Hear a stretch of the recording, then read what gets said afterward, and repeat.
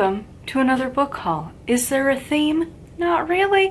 I do have a couple chakra books, but mostly, no, it's a library haul. You get random books. So this first one, my husband was like, hey, you should read this.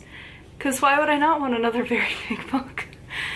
I swear, it's just his favorite to pick the big ones. Here we are. We have Llewellyn's Complete Book of Tarot, a comprehensive guide by Anthony Lewis.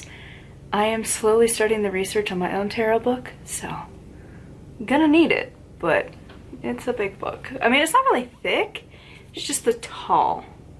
Or my requirements for books have just changed, because over the weekend I did need to quickly go through all of the fiction books because they were all due, and so I read like 900 pages in like 2 days, so I'm a little bit crazy.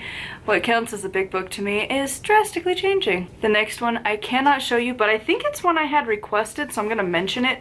Normally I don't mention my interloans because I can't show you the book because I have to keep the paper on it, so I feel like it's really boring to show you.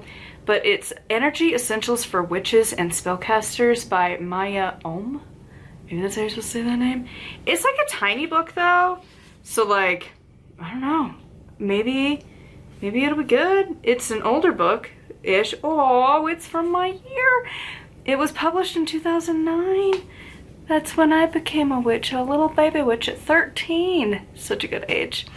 But yeah, it's a small book, so, but I swear it was requested, but I don't remember from who, so I'm prepared. But yeah, it exists, just off camera, you can't see it. Next, we've got this one. This is Chakra Wisdom with the longest subtitle ever. Okay, healing negative thoughts, feelings, and beliefs with meditation, yoga, and the process. It looks like Treya process. What is that? I don't know. I don't think I've ever come across that. This is by Trish O'Sullivan. Oh my god, that is not that word. Sullivan. That's the word. Wow. Yep. Names breaking my brain. Next, this very much feels like the doodly covers that we would have in like middle school. Look at this. Isn't this glorious? Does this not just feel like a like early teen, even late child kind of style of a cover? It's so fun. I love it. This is a guide for the City Witch, Urban Magic, and I think it's, isn't it Diana, as if it's D-I, Diana, and then that last name I have no idea, because you throw a J in the middle of that and it just breaks my brain. This one, I think I've read hers before. I think she was part of the Sabbath series. Remember those way back in the day? It's been a while. I think she did one of those. I think she did, like, I think it was one of the summer ones, maybe? Maybe? I feel like that's a thing, but also questioning my life because it's not a name I see very often. Speaking of names, this next one, I have no idea. The 7 chakra personality types discover the energetic forces that shape your life, your relationships, and your place in the world. What is this name though? So, I feel like it's like maybe Indian. Does it say on the back? No, why would it say that? Okay. I don't know. It's a name that I'm gonna mispronounce. But yeah, so you have the first chakra peoples are, I guess, the builders. The second chakra is the artists. Third is achievers. Would that be me? I feel like that's me. I want to achieve things through books. Books need to be my livelihood. So I vote I'm gonna be third. Fourth is caretakers, emotionalists who wish to help. I don't wish it, I just do it. But also I feel like everyone should just do that. Be a helper in the world. Then we have the 5th chakra, the speakers. That, ironically, I feel like it's very ironic coming from me, literally talking right now. But no, I'm not a charismatic leader or guide. I'm a weirdo from Utah that you happen to watch because I read an obscene amount of books. Then we have the 6th chakra, thinkers, keen observers and idea makers, maybe. And then lastly you have the 7th chakra, the yogis. Silent and reclusive meditators. I am silent and reclusive, but I do not meditate. I usually scroll on my phone. All right, this next one is one of those where you're just like, I know it is not for me at all, ever will it be, but why not read it? We got this little one. So this is Hawaiian Shamanistic Healing Medicine Ways to Cultivate the Aloha Spirit. Oh, I don't know how to say that name. I know how to say Wayne. And then isn't Hawaiian, like every letter is just like you say all of the sounds, like there's no like silent letters in the language. For whatever reason in like elementary school they were teaching us Hawaiian.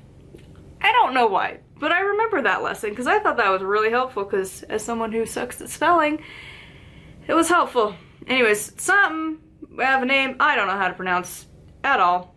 Last name's Powell, I know that one because we have a lake with that name. And Patricia Lynn Miller. It's real pretty. Have I ever gone to Hawaii? No. Do I do anything with Hawaii? No. Like, I have never been that far off of land. Ever.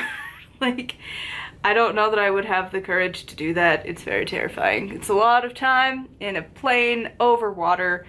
And I'm good, you know? I want to one day. It's like a bucket list thing. Like, I'd like to go to like Alaska to see it, probably on like a cruise, and then I'd like to go to Hawaii. But also, am I okay if I never do it? Yeah. Sort of like I would love to go to Disneyland Paris. Am I ever gonna do it though? Am I ever gonna go to Stonehenge? Probably not. Probably, I'm gonna just stay in my general region. Going across the country was like wild. So, I have my doubts, but why not read about it? You know, I always think of Hawaiian Magic, and I think of Scott Cunningham. He fell in love with Hawaii, so it always holds a little special place in my heart. Is it the same thing for me though? No, no, no. That's not my thing. I'm not a tropical place that has really big bugs kind of a person, but I'm sure it's pretty, and maybe it's not bad, but you see like the pretty and you know it's a lie.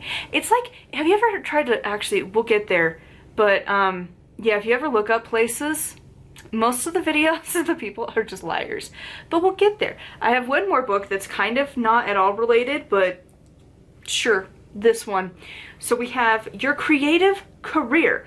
Turn your passion into a fulfilling and financially rewarding lifestyle by Anna Sabino. Is that how you're supposed to say that? I don't know.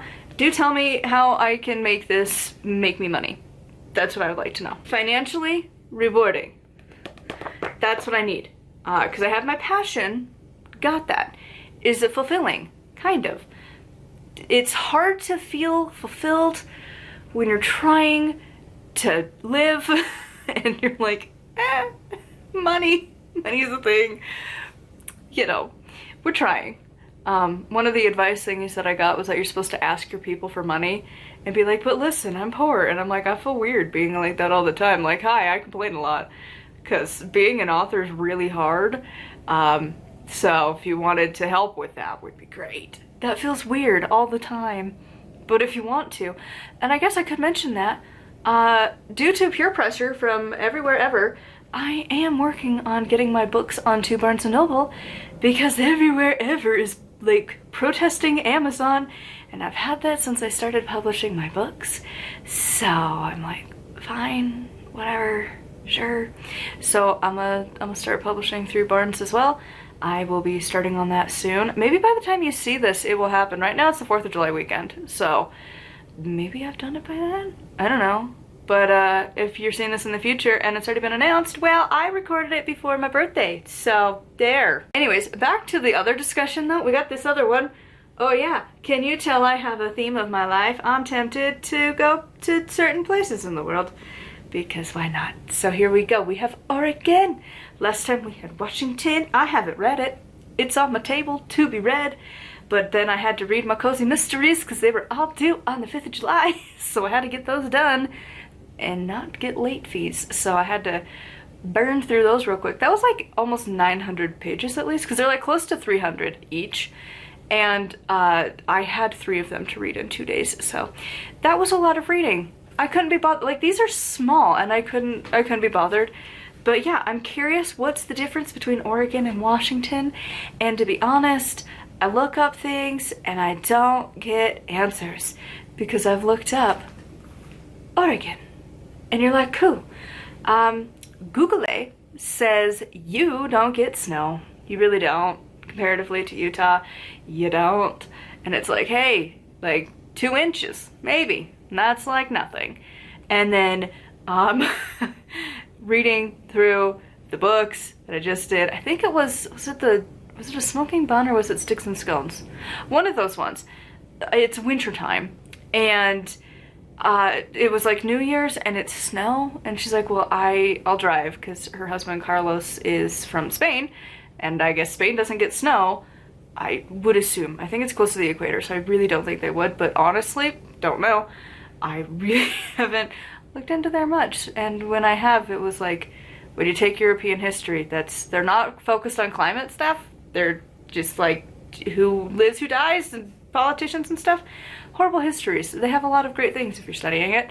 But yeah, so when I try and look up things for like Ashland, Oregon, Google is like, not really snow, bro. You're fine. Like in the mountain, maybe.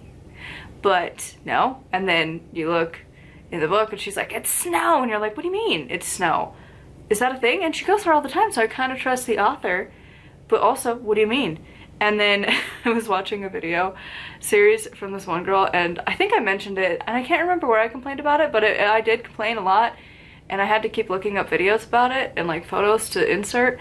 But this girl is just so sheltered.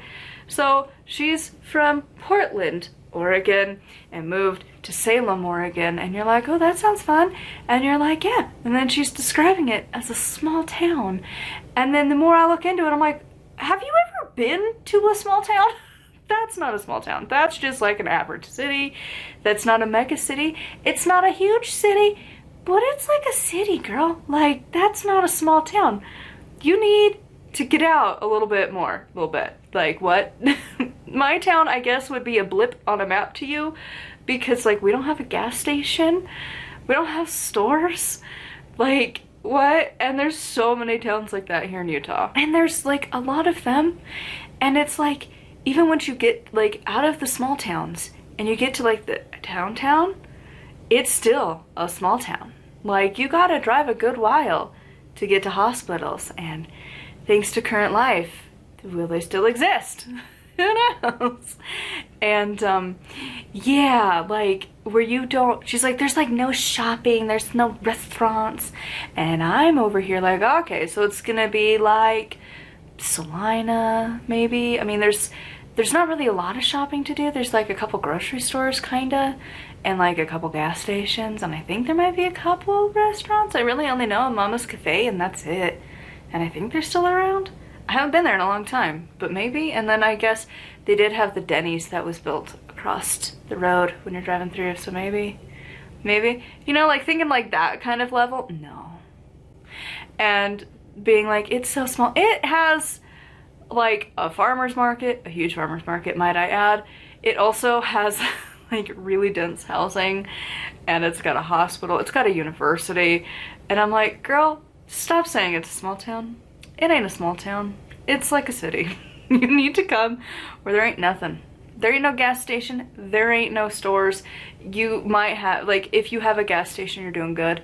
But, like, you might have, like, a post office, maybe, if you're lucky. And it's gonna be old. Like, just, oh my god. So, trying to find out stuff is really, really fun.